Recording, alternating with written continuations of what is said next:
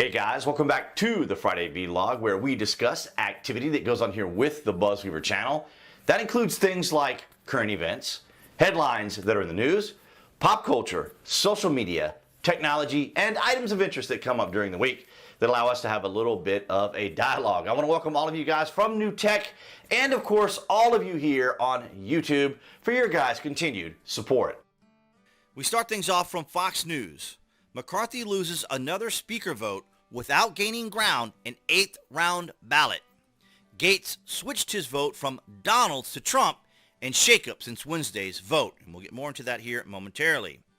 So Representative-elect Kevin McCarthy lost the second round of voting for House Speaker Thursday, the 8th overall, after hours of tense negotiations failed to sway any holdouts for the embattled Republican from California. Now, ladies and gentlemen, we have to reflect on the fact that Kevin McCarthy was part of that never-Trumper crowd, along with Democrats, who perpetuated a fabricated Russian collusion story. And in politics, people's memories are very long. So many are calling this a bit of a Trump's revenge or Maga revenge, as we see here.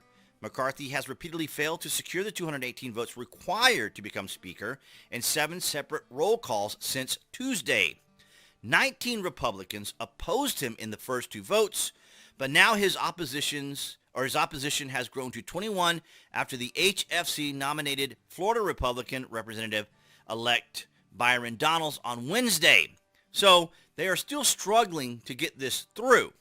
Of course, there are a lot of promises and backdoor deals going on, but this is what politics looks like. And this has not happened in over 100 years. And we'll go more into that little bit of interesting historical detail here in just a moment. Now, I wanted to mention here, so here's Matt Gaetz presenting his selection. Gaetz. As we'll loop through this here for a moment. There it is, Donald J. Trump. And I love Marjorie Taylor Greene's expression right here in that. But nonetheless, Gaetz. Donald Trump would be eligible to maintain that office if he so chose to, or he was elected to do so. Of course, many of us joked about him becoming Speaker of the House at one time. Some really good conversations took place last night, and it's now time for all of our great Republicans, House members, to vote for Kevin, close the deal, take the victory, and watch Crazy Nancy fly back home to a very broken California, the only speaker in U.S. history to have lost the House terribly, miserably lost twice. Republicans do not turn a great triumph into a giant and embarrassing defeat. So there you go, with a Trump voice, which many have said, or many have been extraordinarily disappointed with this particular outline by the president or former president, because they're saying it makes him look weak. It looks like he's capitulating to the Establishment Uni-party, as we always talked about here on the channel, how these individuals work together, as we know, to ensure that President Trump did not become president. Now, I'm not suggesting something nefarious happened. I'm simply saying that groups of individual people work together to ensure that Donald Trump was not going to be elected. Now, he is not alone in this, because even Elon Musk, who is a target right now of the Establishment Uni-party, Kevin McCarthy should be Speaker. And a lot of the deals that are being made or are being discussed, of course, is that these investigations into Joe Biden and other nefarious activity, maybe even Fauci and these sorts of things, will continue. So the MAGA holdouts, as they're called, and or the Trump supporters, the MAGA holdouts, are the ones that are being blamed for this shortage. Now we see from Tim Pool, our good buddy Tim Pool, should Kevin McCarthy be Speaker? 88.9% say no. Now granted, the crowd of Tim Pool's crowd are moderates, libertarians, middle of the road kind of individuals that are more moderate, that lean left.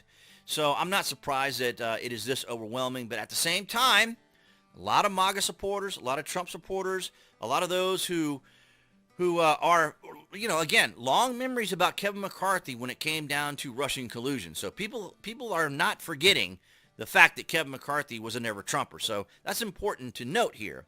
And also, going back, as I just mentioned, the House last struggled to elect a speaker 100 years ago. Here's what happened, and we'll just go straight down to it. So, in 1923, it was Frederick H. Gillette of Massachusetts. So Gillette was a 72-year-old Boston Brahmin with a Harvard law degree who was serving his 15th term in the House.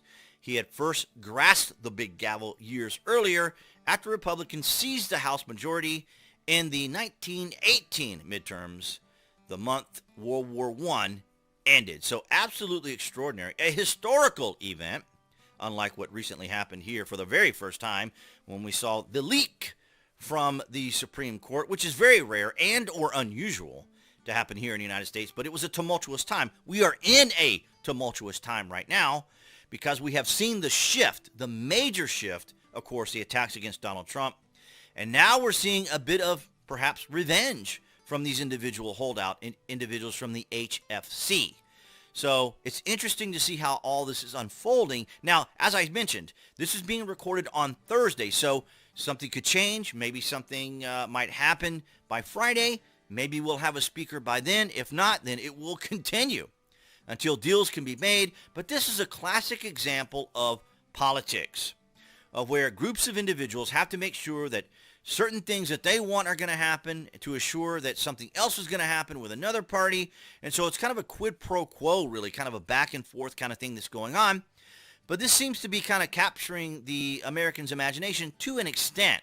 Of course, people don't like to get into the nitty-gritty of the political aspects of all this.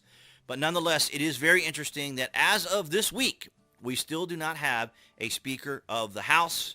And that's what I have for you guys this Friday. All right, guys, so that's going to wrap it up for this Friday vlog. Thank you for the likes, the shares, and the comments. Below this video, you can find the various social media links that I belong to, where you can see my daily post, as well as the Amazon link if you guys are Prime members or order frequently from Amazon. You guys can use that link, go to the landing page, and search for what you're looking for. And of course, it helps out the channel here in 2022. Thank you for the likes, the shares, for those on New Tech, as well as here on YouTube, and appearing right there on the screen for all of you watching on YouTube. That would be the channel icon. You can click on that to subscribe, as well as to select notifications. That way you know when there's content here on the channel. And I'll see all you guys right there behind that camera next week.